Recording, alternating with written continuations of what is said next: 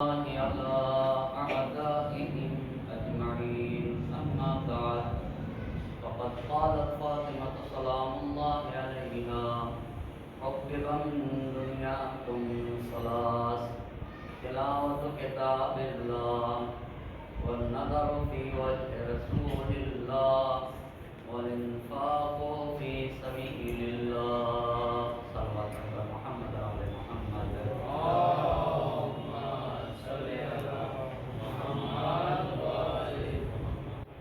42 کی آج دوسری گفتگو ہے اور عنوان گفتگو ہے فاطمہ نمونۂ عمل۔ اس عنوان پہ گفتگو کرنے کے لیے شہزادی دو عالم کے جس حدیث کو سرنامہ سخن قرار دیا ہے اس میں نبی کی بیٹی کا ارشاد ہو رہا ہے، حبب الیہ من دنیاکم ثلاث، اے لوگو میں تمہاری دنیا سے 3 چیزوں کو پسند کرتی ہوں۔ پہلی بات تلاوت کتاب اللہ، مجھے اللہ کی کتاب کے تلاوت سے عشق ہے، یہ پہلی بات جو کہ کل مکمل اسی گفتگو پہ اسی موضوع پہ گفتگو ہو چکی۔ دوسری بات آج کہہ رہی النظر فی وجہ رسول اللہ، مجھے صلوات پر محمد علیہ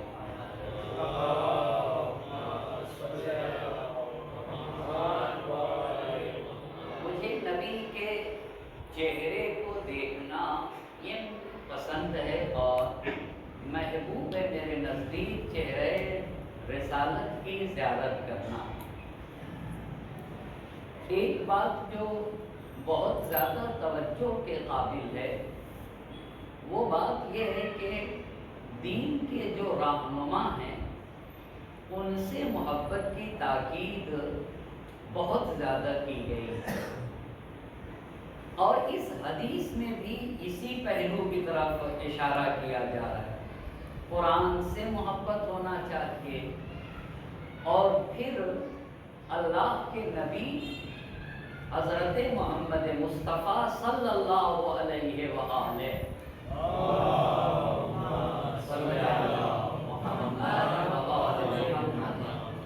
کام نبی پاک سے محبت، نبی کے چہرے کو دیکھنا مجھے پسند ہے۔ آخر یہ جو اللہ کے رہنما ہیں جسے ہم انبیاء کہتے، جسے ہم ائمہ اطہار کہتے، ان کی محبت کی تاکید کیوں ہے؟ یا خود قرآن نے کہا قُلْ لَا أَسْأَلُكُمْ عَلَيْهِ أَجْرًا إِلَّا الْمَوَدَّةَ فِي الْقُرْبَى، اے میرے حبیب آپ کہیے کہ میں تم سے اپنی رسالت کا اجر کچھ بھی نہیں چاہتا، تم میرے قرابت داروں سے محبت کرو۔ آخر محبت میں کون سا ایسا راز ہے جس کی طرف شہزادی بھی اشارہ کر رہی ہیں؟ قرآن میں بھی اجر رسالت کے طور پہ محبت پیغمبر پاک کے قرابت داروں کی محبت کا مطالبہ کیا جا رہا ہے، تو محبت میں کون سی بات ہے؟ اب میں بتانا چاہتا ہوں کہ محبت اگر اللہ کے رہنما کی محبت ہمارے دل میں آئے تو یہ محبت ہمیں کہاں پہنچاتی ہے اس کی طرف اشارہ کرنا چاہوں گا۔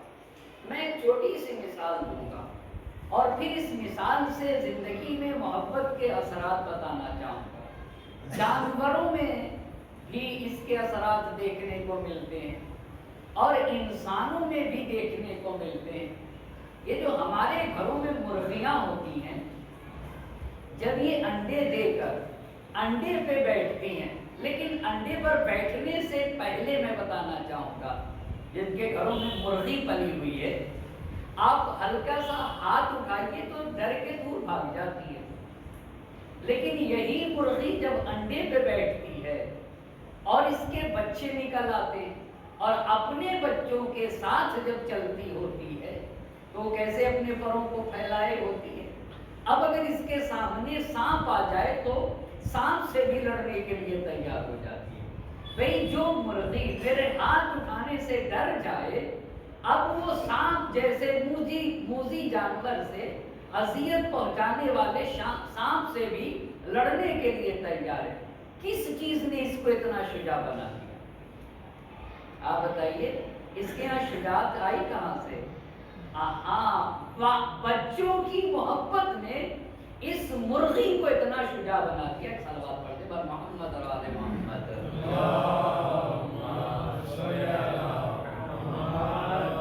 اس کا مطلب یہ ہے کہ محبت تھی نا، بچوں کی محبت نے اس جانور میں شجاعت پیدا کر دی۔ یہ ایک مثال۔ اب دوسری مثال، جن کے گھروں میں بیٹیاں ہیں وہ اپنی بیٹیوں پہ تجربہ کریں۔ مثلاً اگر ایک بیٹی 13 سال 14 سال 12 سال 15 سال کی بیٹی ہے تو جب سنڈے آتا ہے تو وہ کہتی ہے اپنے ماں باپ سے کہ کل مجھے سویرے نہ اٹھائیے گا، مجھے سونے دیجیے گا۔ 10 بجے تک سوتی رہتی ہے، دیر تک سوتی رہتی ہے۔ یہی بیٹی جب 20 سال کی ہوتی ہے اور اس کی ہم اور آپ شادی کر دیتے اپنی بیٹی کی، اور اللہ اس کے نعمت اولاد سے اسے مالا مال کرتا ہے اور اس کے پاس بچہ ہوتا ہے، تو جو بیٹی 11 بجے دن تک سوتی رہتی تھی، ایک مرتبہ اس کا بچہ رو دیتا ہے تو فوراً کھڑی ہو جاتی ہے، رات بھر جاگنے لگتی ہے۔ یہ بیٹی جو میری بیٹی تھی، جو 11 بجے دن تک سوئی رہتی تھی، اب ایک مرتبہ اس کا بچہ رو دیتا ہے تو یہ بیٹی فوراً کھڑی ہو جاتی ہے۔ آخر یہ اتنا انقلاب کیسے آ گیا؟ اتنا عظیم بدلاؤ کیسے آ گیا؟ یہ کہاں سے بدلاؤ آ گیا؟ یہ محبت کے نتیجے میں اس کو اپنے بیٹے سے الفت ہے، اور یہ بھی اللہ نے رکھی ہے۔ اس کا مطلب ہے کہ اس محبت کے بدلے میں اتنا بڑا بدلاؤ آتا ہے۔ جو بیٹی جگے نا، وہ بیٹی ایک آواز پہ اٹھ کے کھڑی ہو جاتی ہے۔ اسی کو کہتے ہیں محبت اکسیر ہے، یعنی جو خاک کو سونا بنا دے اسے محبت کہا گیا۔ اس کا مطلب یہ ہے کہ محبت کے نتیجے میں بدلاؤ آتا ہے، اور عمل کے ذریعے سے محبت پہچانی جائے گی۔ آپ غور کر رہے ہیں نا؟ بھائی اگر وہ بیٹی اٹھ کے اپنے بچے کا خیال نہ کرے تو کہیں گے کتنی بے رحم ماں ہے، اپنے بچے پہ رحم نہیں کرتے۔ اس کا مطلب یہ ہے کہ اگر محبت ہے تو محبت عمل مانگتی ہے یا نہیں؟ محبت عمل مانگتی ہے، محبت سے تحرک آتا ہے، محبت کی بنیاد پر انسان عمل کی منزل میں آگے بڑھتا ہے۔ یہ محبت ہی کا نتیجہ ہے کہ ایک ماں اپنا بستر چھوڑ دیتی ہے۔ اسی لیے چونکہ محبت کے نتیجے میں انسان کے ہاں بدلاؤ آتا ہے، اسی لیے کہا گیا کہ اللہ کے جو ہادی اور رہنما ہیں ان سے محبت اہم ہونا چاہیے۔ اگر ان کی محبت انسان کے اندر آ گئی نا تو انسان اپنی جگہ پہ نہ رکا رہے گا، انسان کے ہاں خود بخود بدلاؤ آئے گا۔ اب کیسے محبت ہو؟ نبی گرامی حضرت محمد مصطفیٰ صلی اللہ علیہ وآلہ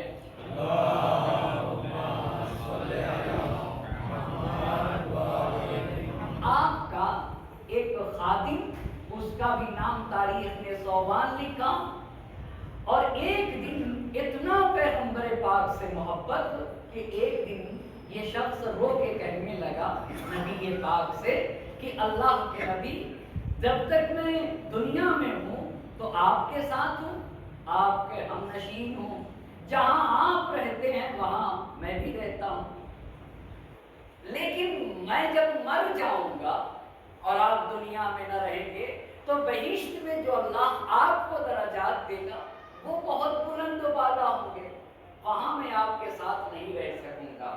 آپ دیکھیے بہت بڑا درس ہے، یعنی رہنما یعنی خدا سے محبت اگر سچی ہے نا تو جہاں ہمارے رہنما رہیں گے وہاں ہم کو بہشت میں جگہ ملے گی۔ کیوں؟ اس لیے کہ ہم ان سے محبت کرتے ہیں، اور حدیث نے کہا کہ انسان انما المرء مع من احب، جس سے انسان محبت کرے گا اس کو اس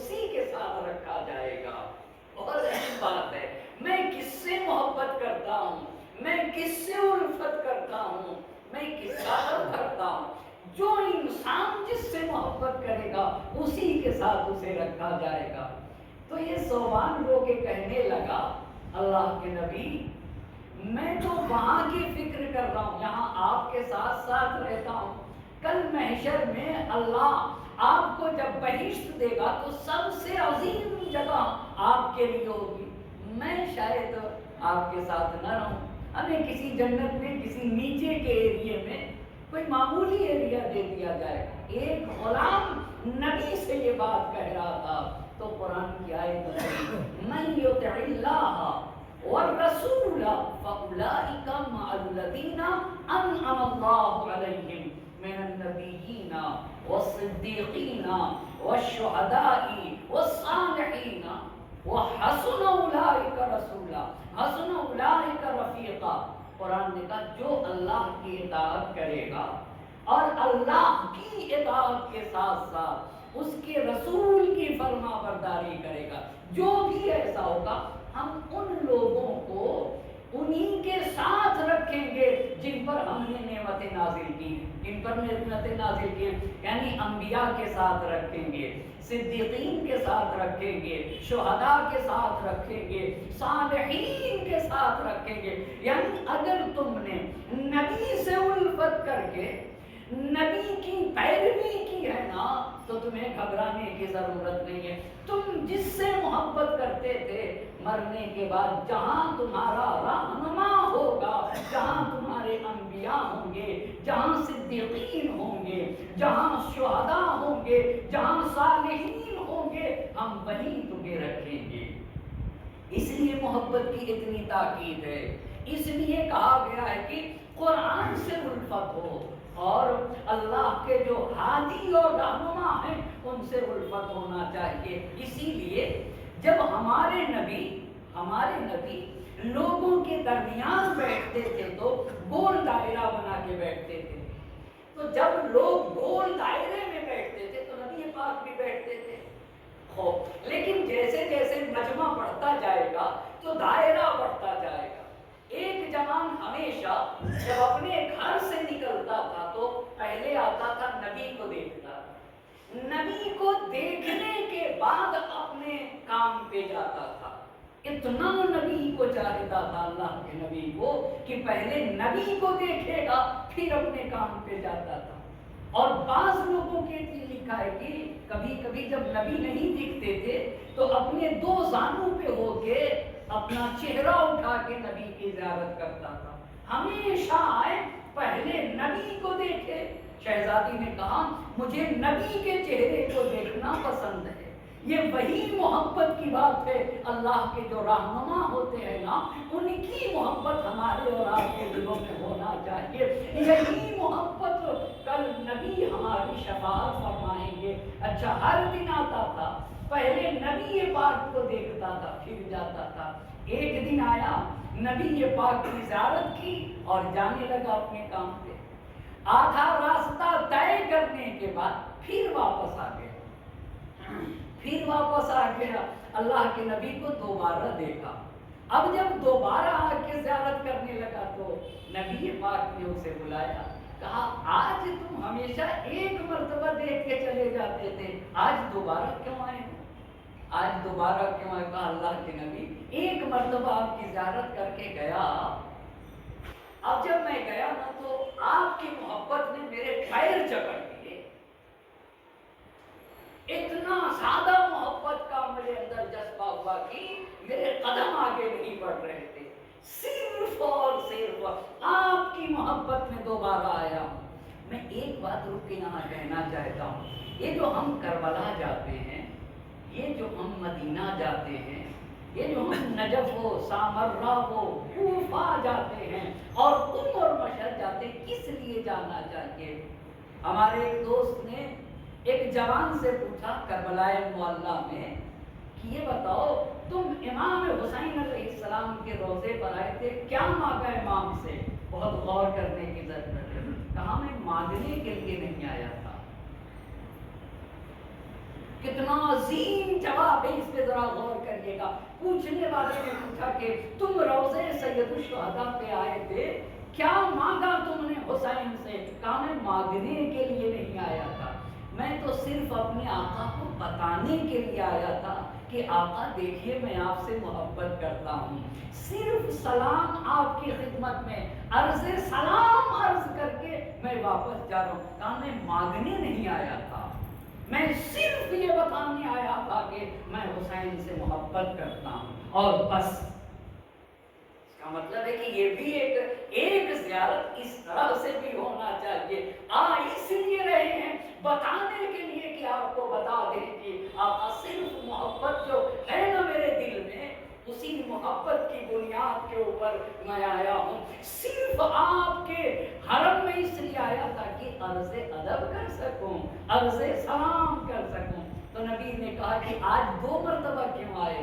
کہا جب جاننے لگا تو آپ کی محبت نے میرے پیر جکڑ لیے، میرے قدم آگے نہیں بڑھ رہے تھے۔ اچھا، کہا صرف اور صرف آپ کی محبت کی وجہ سے آیا، چلا گیا۔ اب جب گیا تو پھر 4-5 روز گزر گئے، ہفتہ گزر گیا، 10 دن گزر گیا، آیا ہی نہیں۔ تو نبی پاک نے کہا غور کریے گا، محبت ایک طرفہ نہیں ہوتی ہے نا، محبت ایک طرفہ، حدیث کہتی ہے کہ بالتودد تکسب المحبہ، محبت کرو گے تو محبت پاؤ گے۔ یہ بات ہے، صحیح بات ہے بھائی۔ آپ اگر جانور سے محبت کریں نا تو جانور آپ سے محبت کرنے لگتا ہے۔ آپ گھروں میں پلے ہوئے جانوروں کو دیکھ لینا، آپ جانور کو کھلاتے ہیں، یہ جانور سے محبت ہے۔ کہا تم اگر محبت کرو گے تو محبت پاؤ گے۔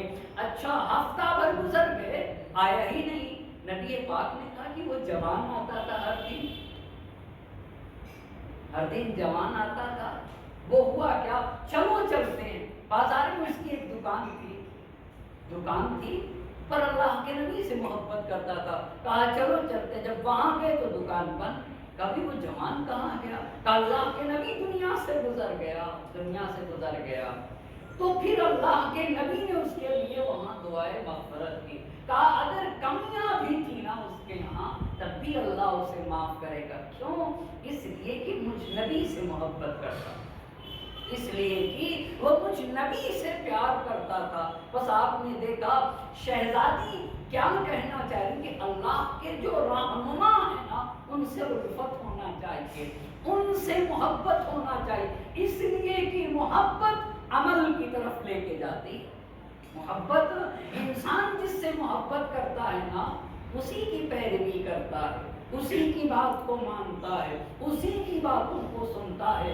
اب جب نبی سے محبت اور الفت کی بات ہے تو میرے نبی نے اپنے اصحاب کے درمیان اپنے اصحاب سے کہا الا اخبرکم بخیر رجالکم، اے لوگو تم چاہتے ہو کہ میں بتاؤں سب سے بہترین مرد کون ہے؟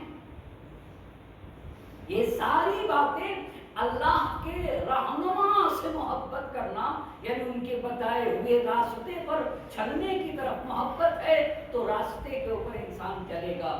نبی نے پوچھا کہ الا اخبرکم بخیر رجالکم، صلوات پڑھتے ہیں محمد و آل محمد،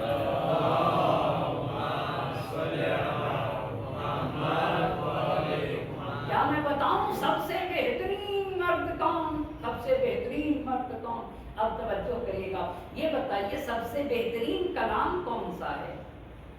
قرآن، یعنی سب سے بہترین کلام قرآن، سب سے بہترین فرشتہ جناب جبرائیل علیہ السلام، سب سے بہترین ذکر تسبیحات اربع، سبحان اللہ والحمد للہ ولا الہ الا اللہ واللہ اکبر۔ بس سب سے بہترین کلام کلام خدا، سب سے بہترین فرشتہ جناب جبرائیل، سب سے بہترین ذکر تسبیحات اربع، سبحان اللہ والحمد للہ ولا الہ الا اللہ واللہ اکبر۔ اور سب سے بہترین خواتین میں جناب خدیجہ، جناب فاطمہ الزہرا، جناب مریم اور جناب آسیہ سلام اللہ علیہن اجمعین، یہ سب سے بہترین خواتین۔ اب بحث یہ ہے، نبی پاک پوچھ رہے کہ میں تمہیں بتاؤں سب سے بہترین مرد کون؟ بتاؤں سب سے بہترین مرد کون؟ تو اصحاب نے کہا قالوا بلا یا رسول اللہ، اللہ کے نبی ہاں آپ بتائیے سب سے بہترین مرد کون ہے؟ تو سب سے بہترین مرد کون؟ اب بہترین مردوں کی شناخت کرا رہے ہیں اللہ کے نبی۔ نبی پاک نے کہا بہترین مردوں کی چند صفات ہے۔ پہلی بات التقی، سب سے بہترین لوگوں کی پہچان، پہلی پہچان یہ ہے کہ وہ متقی پرہیزگار ہوتا ہے۔ متقی اور پرہیزگار ہوتا ہے، اس کا کیا مطلب ہے؟ اس کا کیا مطلب ہے؟ دیکھیے الفت انسان کو عمل کی طرف لے جائے گی، نبی سے محبت، نبی سے عشق، یعنی نبی کی بتائی ہوئی باتوں پہ عمل کی طرف لے جائے گی۔ کہا اللہ کے نبی نے سب سے بہترین مرد کی پہچان یہ ہے کہ وہ متقی ہوتا ہے۔ متقی کا مطلب کیا ہے؟ پرہیزگار انسان کا مطلب کیا ہے؟ یعنی اللہ سے اس کا رشتہ اچھا ہوتا ہے۔ یہ سب سے بہترین انسان کی اللہ سے رشتہ اچھا ہوتا ہے۔ یہ کیسے پتا چلے گا کہ میرا رشتہ اللہ سے اچھا ہے یا اللہ سے اچھا نہیں ہے؟ اگر سماج اور معاشرے میں لوگوں کے ساتھ رشتہ اچھا ہے، سماج اور معاشرے کو اور بھی محدود کروں، گھر کے ساتھ میرا رشتہ اچھا ہے، تو سمجھ لینا ہوگا کہ اللہ کے ساتھ بھی رشتہ اچھا ہے۔ میں ایک روایت عرض کروں آپ کی خدمت میں، تو اس تقوی اور پرہیزگاری کی بات کو بتا دوں گا۔ جب انسان کے ہاں تقوی آتا ہے، جب انسان کے ہاں پرہیزگاری آتی ہے، تو زندگی میں اس کے اثرات کیسے دکھتے ہیں، میں اس بات کو اس روایت کے ذریعے سے بیان کرنا چاہوں گا۔ ہمارے اور آپ کے چھٹے امام، امام جعفر صادق علیہ السلام،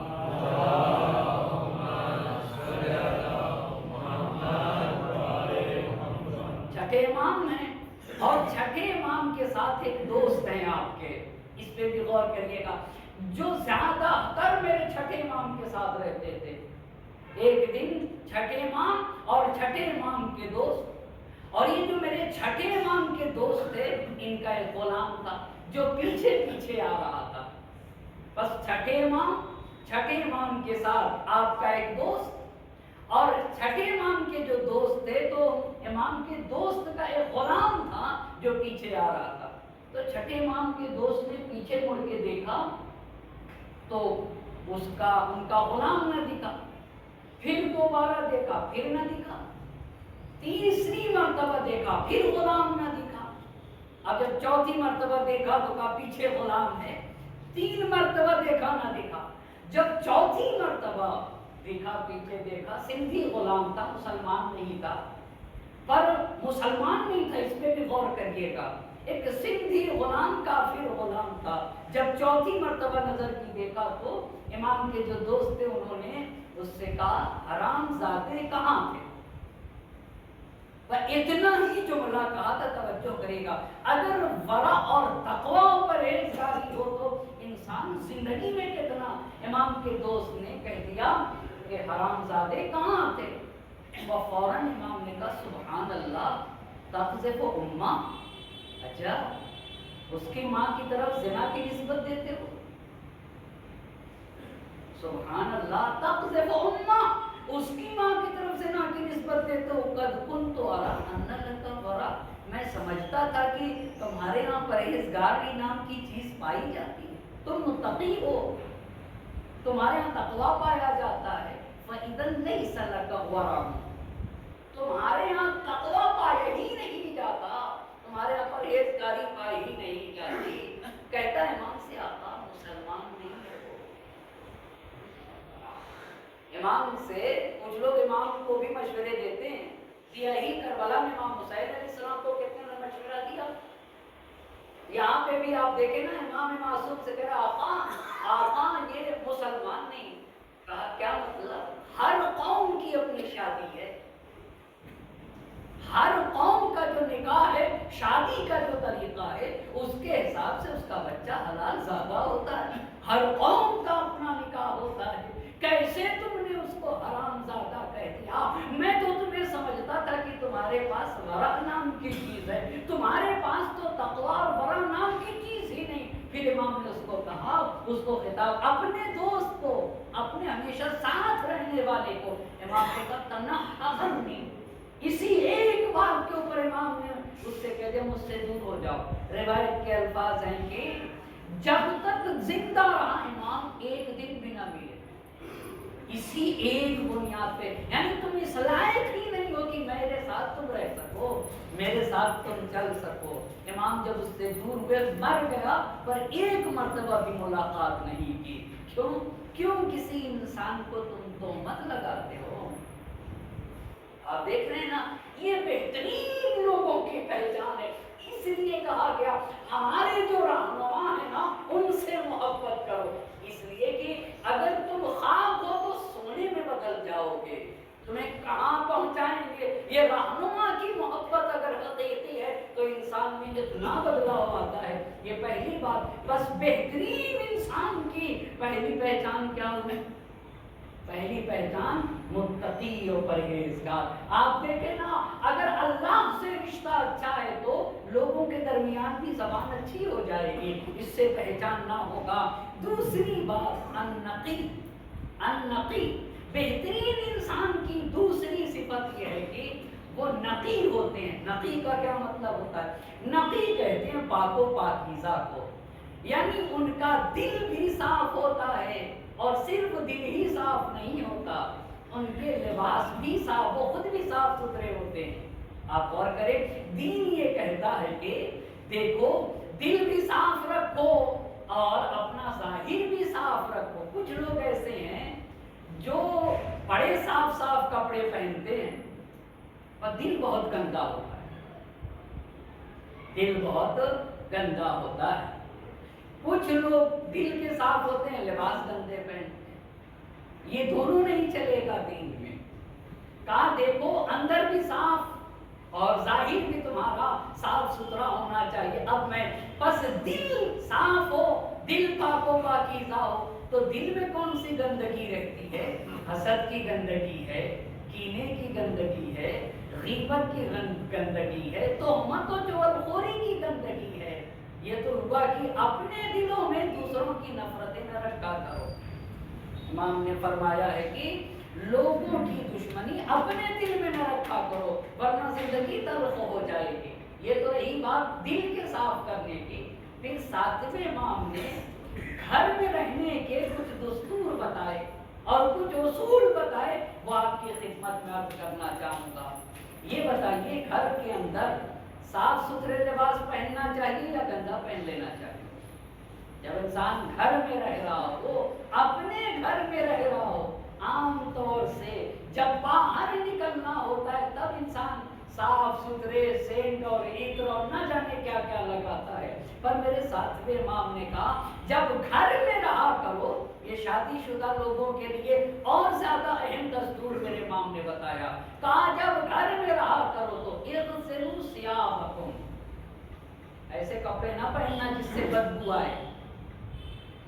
اغسلوا ثیابکم، دھلے ہوئے کپڑے گھر میں پہنو، صاف ستھرے کپڑے پہنا کرو گھر میں۔ یہ پہلا دستور۔ نقی کا مطلب بتانا چاہ رہا ہوں، بہترین انسانوں کی پہچان یہ ہے کہ دل بھی صاف ہوتا ہے اور ان کا ظاہر بھی صاف ہوتا ہے۔ امام نے کہا اغسلوا ثیابکم، صاف ستھرے لباس پہنا کرو، اچھے لباس پہنا کرو۔ آقا گھر میں یا باہر؟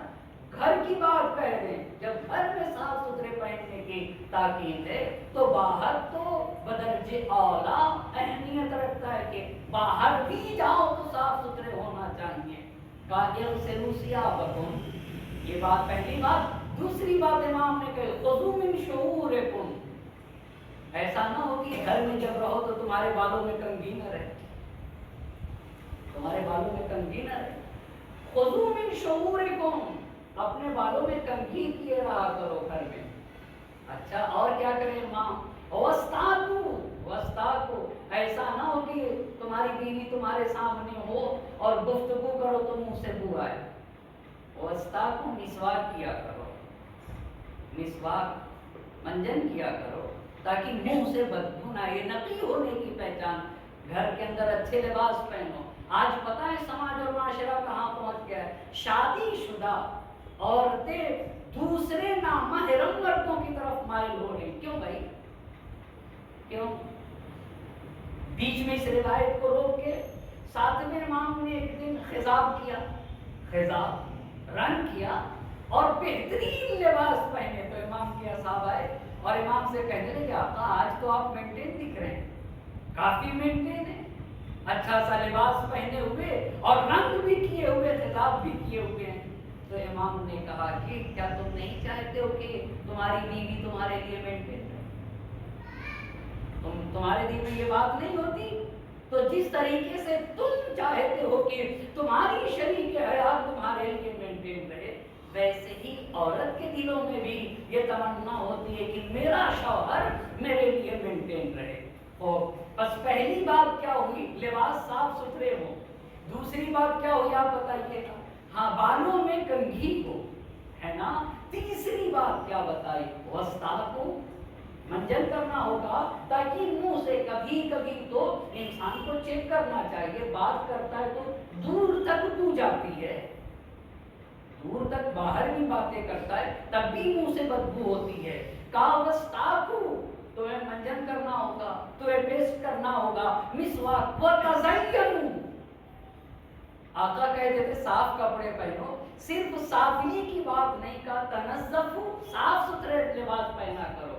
پھر امام نے کہا وتزینو, اپنے کو سجائے رہو, زینت بخشو, خود کو مینٹین کر کے رہو. کیوں آقا, کیوں آقا؟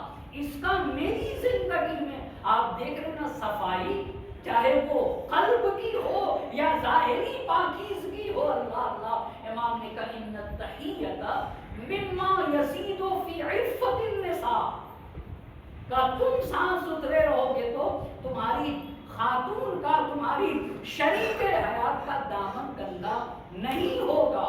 تمہارے ان اصول پر عمل کرنے سے تمہاری بیوی پاک دامن رہے گی.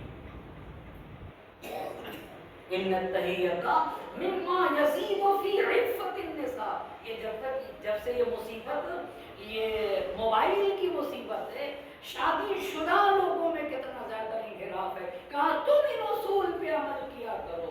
کہا بنی اسرائیل کے لوگ ان اصول پہ عمل نہیں کرتے تھے تو ان کی شادی شدہ عورتیں دوسرے مردوں کی طرف مائل ہوتی تھی. مگر تم یہ کیا کرو, ان التحیۃ مما یزید فی عفت النساء, اگر تم یہ کرو گے تو تمہاری خواتین پاک دامن رہیں گی. جب اتنی بات کہی تو اللہ کے نبی حضرت محمد مصطفیٰ صلی اللہ علیہ وآلہ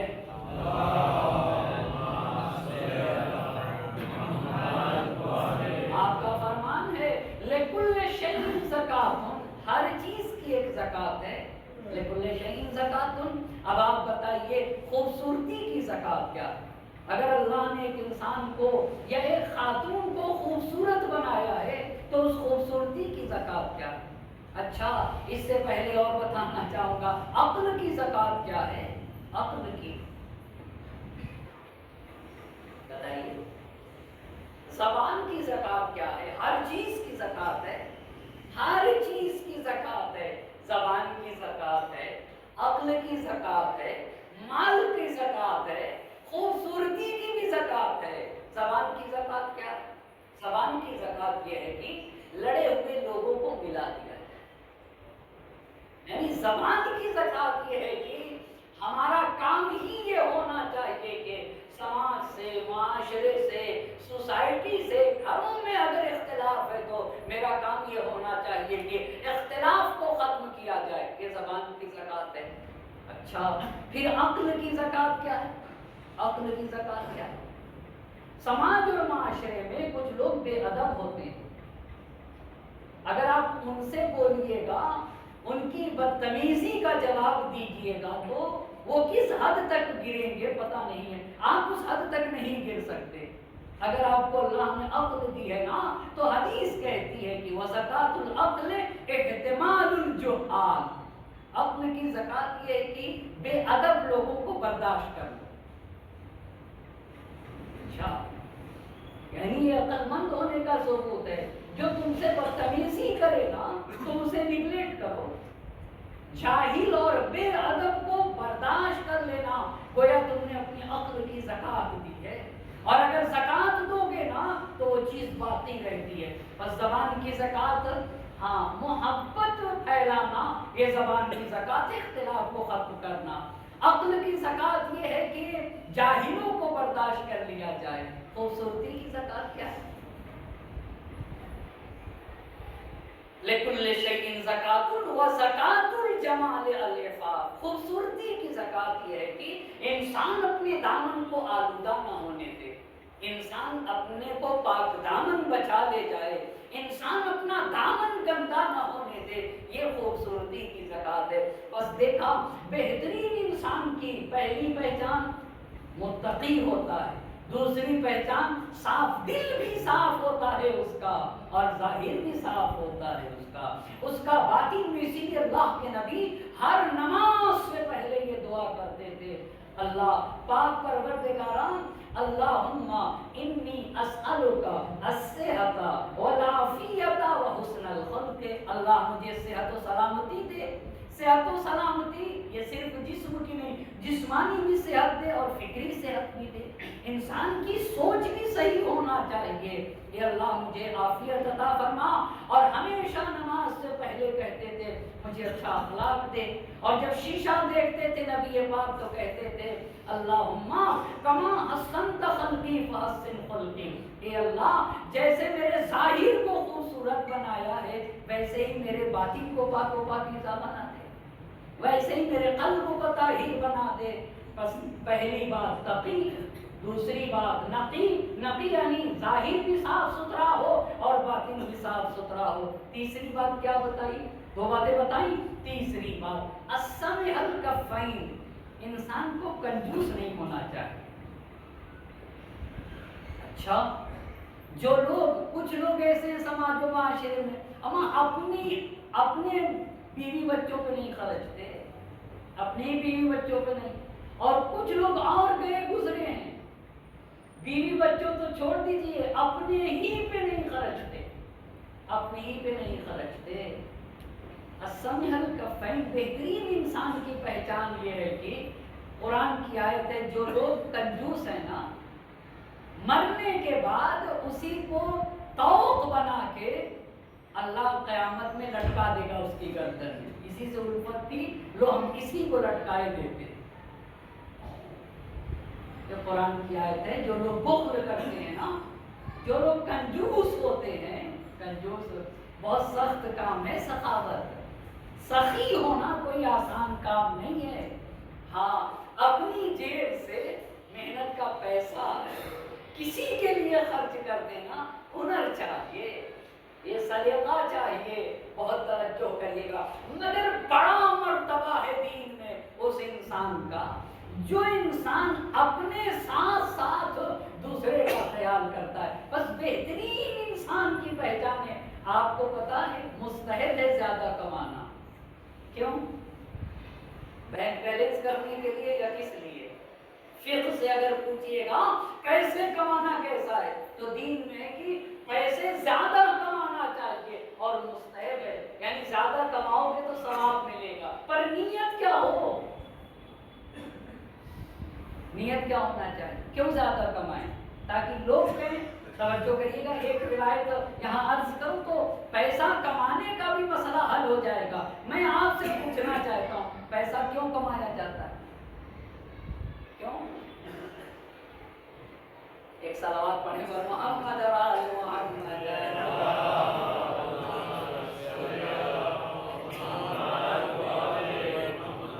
نبی کی مسجد میں ایک جوان آتا تھا، ظہر کی نماز پڑھے عصر کی نماز پڑھے اور فوراً نماز پڑھی نہیں فوراً چلا جاتا تھا. صحیح کرتا تھا یا غلط کرتا تھا؟ جی صحیح کرتا تھا. صحیح کرتا تھا. واجب نماز پڑھا اب کیا کام ہے بھائی؟ جاؤ نا. واجب نماز پڑھ لیا اب جاؤ کام کرو. تو فوراً نماز پڑھی، ظہر پڑھی، عصر پڑھی، فوراً باہر. اب کچھ لوگوں کو کھلنے لگا. نبی سے کہنے لگے اللہ کے نبی یہ جوان نماز پڑھ کے ظہر عصر کی پڑھ کے فوراً چلا جاتا ہے، کام پہ چلا جاتا ہے، اپنے ٹھیلے پہ چلا جاتا ہے، دکان پہ چلا جاتا ہے. اس کو تو پیسے کی لگی رہتی. نماز پڑھا چلا گیا. تو نبی پاک نے کہا کہ اس کے پیسے کمانے کی 3 صورت ہو سکتی ہے.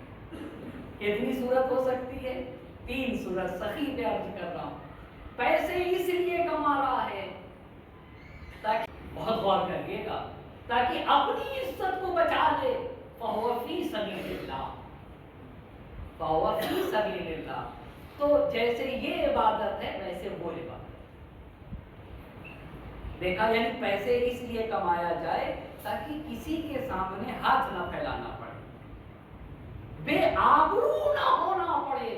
کہا اگر یہ نیت ہے کہ اللہ میں پیسے اس لیے کما رہا ہوں تاکہ میری عزت اور آبرو محفوظ رہے، ہاتھ نہ پھیلانا پڑے، تو نبی پاک نے کہا فَهُوَ فِي سَبِيلِ اللَّهِ، جیسے یہ عبادت ہے ویسے وہ عبادت۔ پھر دوسری بات کہی، اور اگر اس لیے کما رہا ہے کہ اس کی بھی آبرو رہے اور اس کے بوڑھے ماں باپ کی بھی آبرو محفوظ رہے، یعنی دوسرا پوائنٹ یہ تھا کہ کماؤں زیادہ اس لیے تاکہ میرے ماں باپ کو بھی ہاتھ نہ پھیلانا پڑے۔ سماج اور معاشرے میں بہت سارے آپ کو ایسے مل جائیں گے، سب کچھ ہوتے ہوئے ایسے بد نصیب لوگوں کے لیے اپنے ماں باپ کے ساتھ کرنے کے لیے کچھ بھی نہیں۔ بد نصیب لوگ ہیں، میرے امام نے 5ویں امام نے کہا کہ ایسے لوگوں کا سماج اور معاشرے سے بائیکاٹ کر دینا۔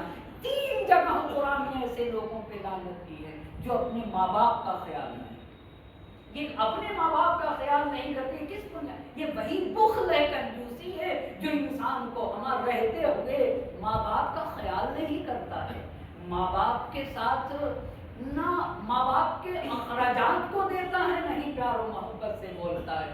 اللہ کے نبی نے دوسری صورت کی، اگر پیسے اس لیے کما رہا ہے تاکہ اس کے ماں باپ کی آبرو محفوظ رہے، ماں باپ کو، میرے ماں باپ کو دوسروں کے سامنے، کتنے لوگ سماج اور معاشرے میں ایسے اولاد پیسے والی باپ بھیک مانگتا ہوتا ہے، ان کو ان کے دروازے پہ جا کے کہتا ہے کہ ذرا مجھے ایک سگریٹ دے دو، سگریٹ پی لو، اب یہاں کی زبان میں ماوا دے دو، ذرا ماوا کھا لو۔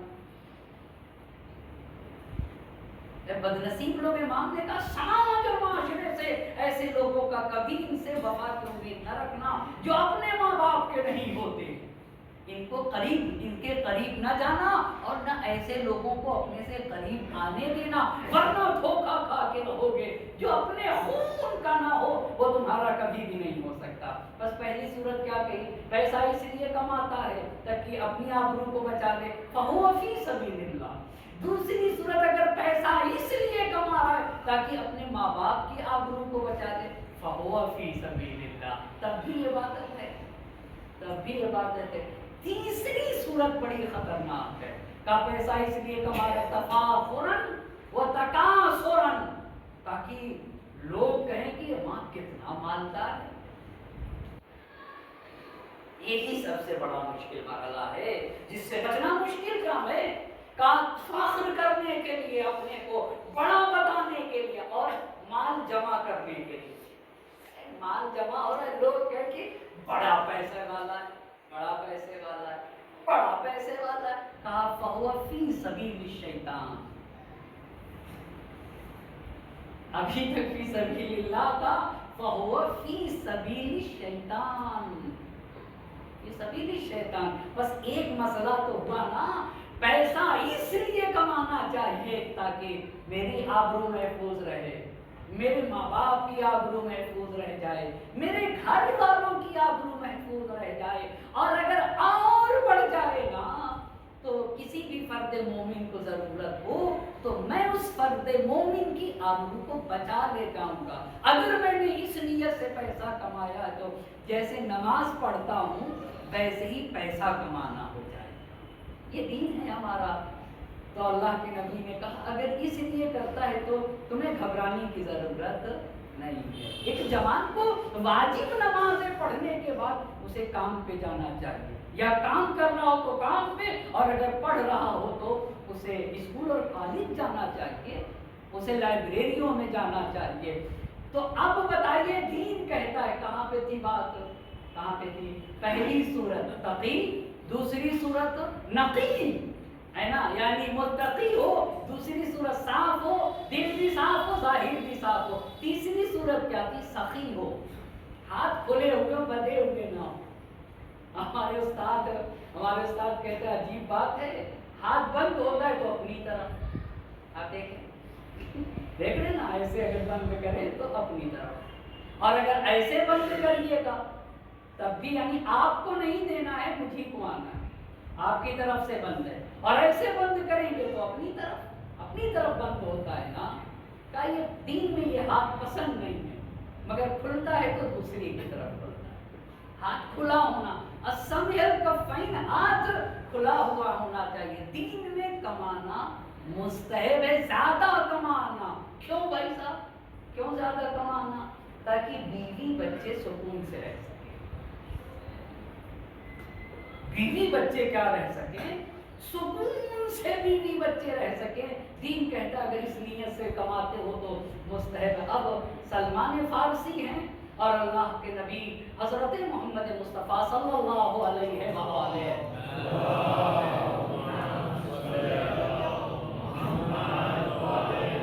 سلمان فارسی کہتے ہیں کہ اللہ کے نبی نے مجھ سے چند باتیں نصیحتیں کی ہیں، وصیت کی ہے، سفارش کی ہے، اور میں زندگی بھر اس پہ عمل کرتا رہوں گا. زندگی بھر اس پہ عمل کرتا رہوں گا.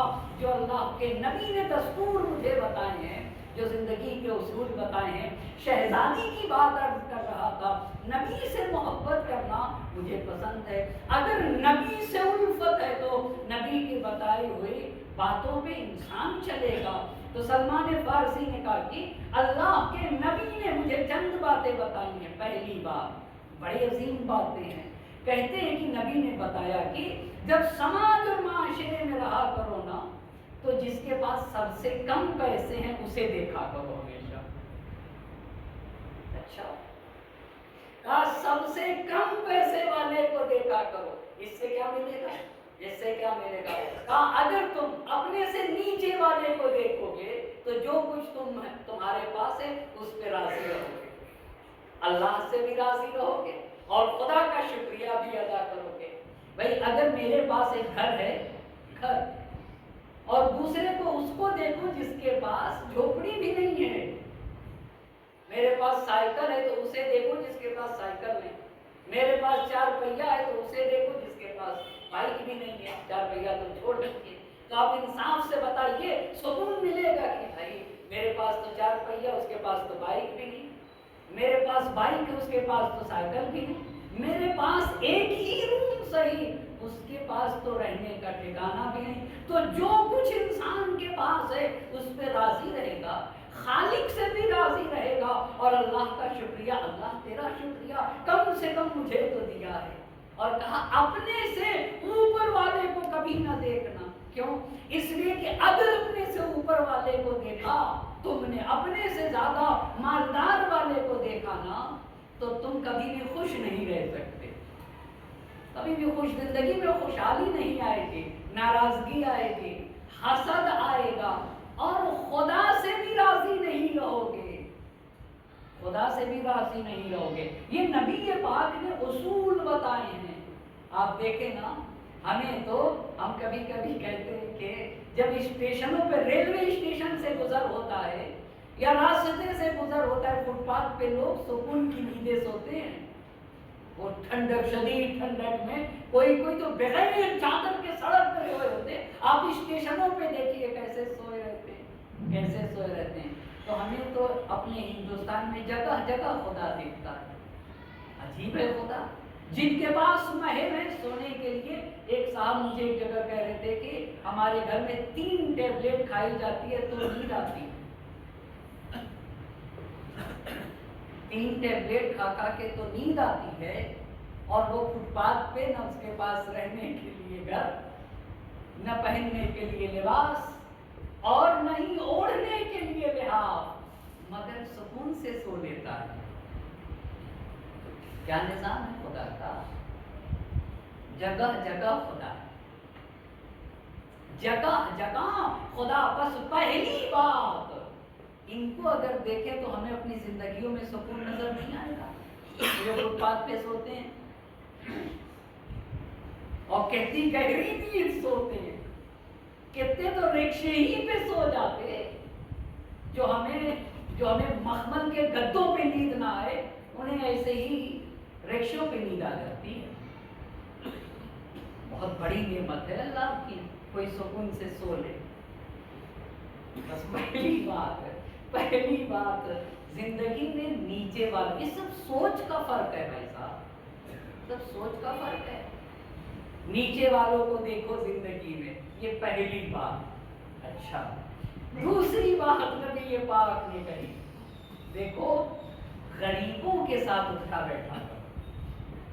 عجیب بات ہے بھائی صاحب. میں تو اگر میرا بھائی غریب ہے نا تو بتاتا نہیں کہ یہ میرا بھائی ہے، بتاتا نہیں کہ میرا بھائی، کیوں؟ بے عزتی ہو جائے گی میری. نبی پاک کہتے ہیں کہ سلمان غریبوں کے ساتھ اٹھا بیٹھا کرو. پتہ ہے کیوں؟ جب انسان پیسے میں غرق ہوتا ہے نا تو دل مرنے لگتا ہے. ہر بات کو توجہ رکھنے کی ضرورت ہے نا. دل مرنے لگتا ہے، اور دل جب مرنے لگے تو دل کو زندگی جس سے ملتی ہے وہ غریبوں کی ہم نشینی سے. جب انسان غریب کے ساتھ بیٹھتا ہے نا تو وہ اس کی ہم نشینی اس کے دل میں اثر ڈالتی ہے، اس کے دل کو زندگی عطا کرتی ہے. اس کا مطلب آپ کو پتہ ہے، سماج اور معاشرے میں غریبوں کا ہونا یہ نعمت ہے ہم اور آپ کے. کتنی بڑی نعمت ہے، اتنی بڑی نعمت ہے. ان کے ساتھ بیٹھ جانا. اچھا، اس میں ایک اور بھی فلسفہ ہے، ان کے ساتھ بیٹھا کرو، ان کی ہم نشینی اختیار کرو تاکہ سماج اور معاشرے کو اوپر لے جایا جا سکے. یہ جو نماز ہے ہمارے دین میں کتنا اہم دستور ہے، جہاں امیر، غریب، رئیس، مالدار، ہر کسی کو ایک صف میں کھڑا ہو جانا ہے. جو پہلے آ گیا ہٹایا نہیں جا سکتا ہے، اسے ہٹا کے نماز نہیں پڑھ سکتا ہے. وہاں کے اوپر ہٹا کے نماز نہیں پڑھ سکتا. غریبوں کے ساتھ بیٹھا کرو، کبھی بھی تمہارا دل نہیں مرے گا، ہمیشہ تمہیں زندگی ملی رہے گی. بس پہلی بات نیچے والوں کو دیکھو، دوسری بات غریبوں کے ساتھ بیٹھا کرو. اچھا، تیسری بات سلمان سے کہی کہ سلمان بیوی کا ہر حال میں خیال کرو. اچھا بھائی صاحب اگر اب یہاں تو مجھے نہیں معلوم ہماری طرف ہے کہ اگر ذرہ برابر بھی بیوی کا خیال ہوا تو کہتے ہیں کہ جورو کا غلام. اب یہاں مجھے نہیں پتہ یہاں ہے ایسا نہیں ہے، انشاءاللہ کہ بہتری ہوگا. ایک صلوات پڑھیں پر محمد آل محمد.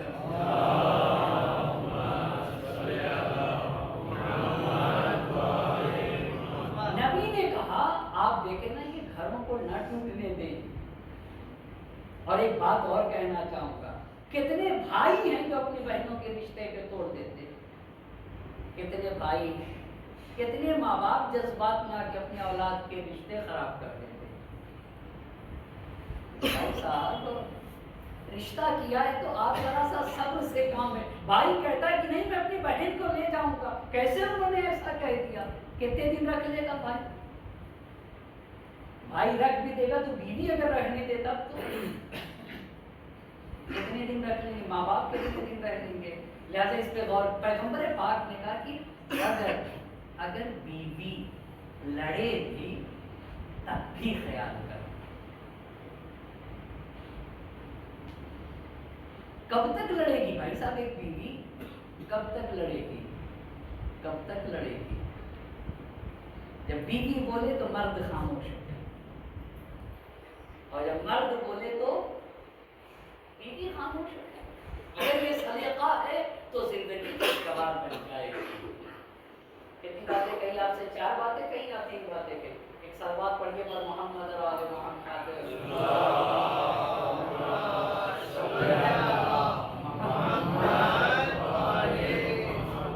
پہلی بات سلمان نیچے کے لوگوں کو دیکھا. اتفاق سے میں اس سفر میں کتاب پڑھ رہا تھا تو مجھے عجیب حدیث ملی ہے، روایت کو روک کے اسے عرض کرنا چاہوں گا. گفٹ کی بحث پہ دیکھ رہا تھا حدیثوں کو، تحفہ جو ہم دیتے گفٹ دیتے، اس پہ میرے مولا نے ایک جگہ ارشاد فرمایا اور ایک جگہ ہمارے نبی نے ارشاد فرمایا، کہا بہترین گفٹ نصیحت. اچھا یعنی اس کا مطلب یہ ہے کہ جن گفتگو میں، جن مجلسوں میں واعظ ہو، نصیحت ہو، اسے میرے مولا کہتے ہیں یہ بہترین گفٹ ہے۔ اور پھر نبی پاک کی حدیث دیکھی تھی، ایک مسلمان دوسرے مسلمان کو جو بہترین گفٹ دے سکتا ہے وہ ایک حکیمانہ بات ہے، وہ بات ہے جس کے ذریعے سے اس کی ہدایت میں اضافہ ہو اور گمراہی میں کمی اگر ہو جائے تو یہ سب سے بہترین گفٹ ہے اور یہ سب سے بہترین تحفہ ہے۔ بس سلمان سے جو باتیں بتائیں نبی پاک نے، آپ بتائیے کیا کیا باتیں بتائیں؟ پہلی بتائیے، پہلی بات کیا ہے؟ پہلی بات ہمیشہ اپنے سے نیچے کو دیکھنا۔ دوسری بات کیا ہے؟ جی غریبوں کے ساتھ بیٹھو۔ تیسری بات کیا ہے؟ تیسری بات بتائیے، یہ تو آپ سے مربوط باتیں تھی۔ تیسری بات بیوی کا خیال کرو، خیال کرو، ولو یہ کہ بیوی کبھی روٹھ ہی کیوں نہ جائے، روٹھ جائے، وہ تو محبت ہے نا، وہ تو اظہار محبت کا طریقہ ہے۔ بیوی روٹھ بھی جائے تم خیال کرو۔ اس کے بعد نبی پاک نے کہا کہ پر لوگوں سے کبھی کچھ تقاضا نہ کرو۔ آپ غور کر رہے ہیں؟ اسی لیے دین میں اگر انسان لوگوں سے تقاضا کرنے لگے گا پھر آبرو چلی جائے گی۔ اور پانچویں آخری بات نبی پاک نے کہی، زیادہ سے زیادہ سلمان، زیادہ سے زیادہ زندگی میں یہ ذکر پڑھا کرو، لا حول ولا قوت الا باللہ العلی العظیم۔ آپ ذرا اس ذکر کے اوپر ذرا سا توجہ کریے اور مختصر سی فکر کرنے کی ضرورت ہے۔ میں ایک سوال کرنا چاہوں گا، یہ بتائیے کیا کوئی کسی کا کرتا ہے؟ کوئی کسی کا کام نہیں انجام دیتا، کوئی بھی، اگر خدا نہ چاہے تو کوئی کچھ نہیں کر سکتا۔ اگر اللہ نہ چاہے تو کوئی بھی ہو اس کائنات میں کیا کچھ کر سکتا ہے؟ کوئی انسان کچھ بھی نہیں کر سکتا۔ بس ادھر سے ارادہ اگر ہوا خدا کا تب کوئی میرے ساتھ کچھ کر سکتا ہے، ورنہ اگر خدا نہ چاہے نا تو کوئی کچھ نہیں کر سکتا۔ یہ لا حول ولا قوت الا باللہ العلی العظیم اسی بات کو بتاتا ہے۔ کائنات میں، پوری کائنات میں اگر طاقت اور قوت کسی کے پاس ہے تو صرف اور صرف خدائے وحدہ لا شریک ہے۔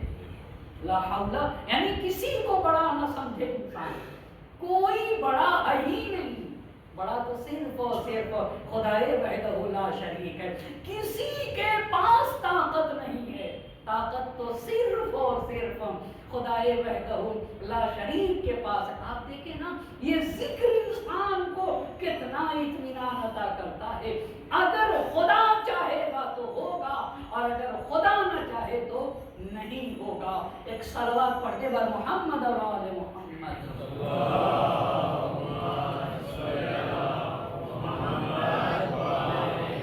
اسی بات کی طرف نبی پاک کی بیٹی نے اشارہ کیا، حُبِّبَ إِلَيَّ مِن دُنْيَاكُمْ ثَلَاث، اے لوگو تمہاری دنیا سے مجھے تین چیزیں پسند ہیں۔ پہلی بات تلاوت و کتاب اللہ، قرآن پڑھا کرو، قرآن پڑھا کرو، پڑھنا نہیں آتا تو قرآن دیکھ لیا کرو، عربی نہیں آتی ہے تو ترجمہ پڑھ لیا کرو، پر قرآن پڑھا کرو۔ اور دوسری بات کہے گی نبی سے محبت کرو۔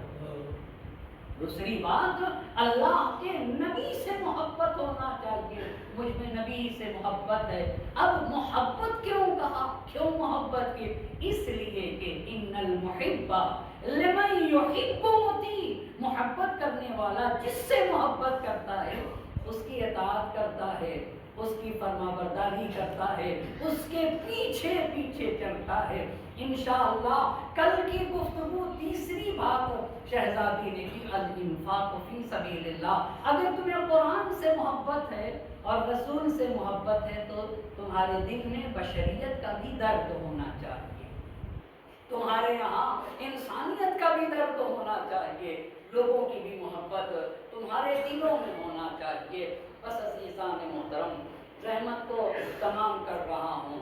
فاطمیہ کے ایام میں نبی گرامی کی بیٹی کے سلسلے سے اور ان کی مناسبتوں سے ان مجالسوں کا اہتمام ہوتا ہے۔ ہم شہزادی دو عالم کی بارگاہ میں توسل کرتے ہیں، شہزادی دو عالم کے یاد مناتے ہیں، اور یہ یاد انسان کو محشر میں نجات دے گی۔ نبی سے شہزادی دو عالم بہت محبت کرتی تھی، جو کہا کہ میں اپنے بابا سے محبت کرتی تھی، اپنے بابا کے چہرے کو دیکھنے کا مجھے اشتیاق تھا۔ آخری وقت تھا نبی پاک کا، اور شہزادی دو عالم کی آنکھوں میں آنسو تھا، اور نبی گرامی نے جب شہزادی دو عالم کو قریب کر کے کہا کہ بیٹی، اہل بیت میں سب سے پہلے تم مجھ سے ملاقات کرو گی، تو شہزادی دو عالم کے لبوں پہ مسکراہٹ آئی کہ میں اپنے بابا سے سب سے پہلے ملوں گی۔ اللہ اللہ، کیا سن تھا، 18 برس کا سن۔ حسن و حسین کی ماں، حسن و حسین کی ماں خوب روتی تھی، اللہ کے نبی دنیا سے گزر گئے۔ اہل مدینہ نے مدینہ چھوڑ دیا، بلال نے مدینہ چھوڑ دیا، اور رات و دن نبی پاک کی بیٹی اللہ کے نبی پہ گریہ کیا کرتی تھی، حسن و حسین کا ہاتھ پکڑ کے جنت البقیع میں چلی جاتی تھی۔ اور کوئی کہتا تھا کہ علی فاطمہ سے کہیے کہ یا تو دن میں رو لیا کرے یا رات کو رو لیا کرے، فاطمہ روتی ہیں تو ہمیں تکلیف ہوتی ہے۔ اللہ اللہ، نبی کی بیٹی روئے تو اہل مدینہ علی کے دروازے پہ آ کے شکایت کر رہے تھے۔ بلال نے مدینہ چھوڑ دیا تھا، ایک دن بلال نے خواب میں دیکھا، نبی کہہ رہے تھے کہ بلال میں مدینے میں نہ رہا تو کیا تم نے بھی مدینہ چھوڑ دیا؟ جب بلال خواب سے بیدار ہوئے تو بلال نے سامان سفر تیار کیا، مدینے میں آئے، مدینے کی گلیوں میں حسن و حسین کو دیکھا۔ ایک مرتبہ بلال نے اپنے دوست پہ حسن و حسین کو بیٹھا دیا، در فاطمہ پہ پہنچ گئے، آواز دی السلام علیک یا فاطمہ، اے نبی کی بیٹی آپ پہ بلال کا سلام ہو۔ شہزادی نے بلال سے کہا، اے بلال، ارے اذان سنے ہوئے زمانہ گزر گیا۔ بلال نے کہا، شہزادی میں نے قسم کھا رکھا ہے نبی کے بعد کسی کے لیے اذان نہ کہوں گا۔ شہزادی نے کہا، بلال ارے تجھے حق فاطمہ کا واسطہ، بلال اذان دینے کو گئے، جیسے ہی اذان شروع کی بیٹی کو باپ کا زمانہ یاد آ گیا، اور جیسے ہی یاد پہنچے اشہد ان محمد رسول اللہ، شہزادی کو خشا آ گیا۔ ارے دوڑنے والا جا کے بلال سے کہتا ہے، اے بلال اذان روک لو، شہزادی کی حالت غیر ہو رہی ہے۔ میں شہزادی کی بارگاہ میں ہاتھوں کو جوڑ کے عرض کروں گا، شہزادی آپ نے بڑے احترام سے اپنے بابا کا نام سنا، مگر برداشت نہ کر سکی، مگر ہائے سکینہ بابا بابا کہتی تھی، ظالم تماچے مارتا تھا، ظالم تازیانے لگاتا تھا، فضا میں بحران تھا، حسینہ ومظلومہ وسيعلم الذين ظلموا أي منقلب ينقلبون إنا لله وإنا إليه راجعون إلهي بحق الزهراء وأبيها وبعلها وبنيها والسر المستودع فيها دس مرتبة بسمك يا الله يا الله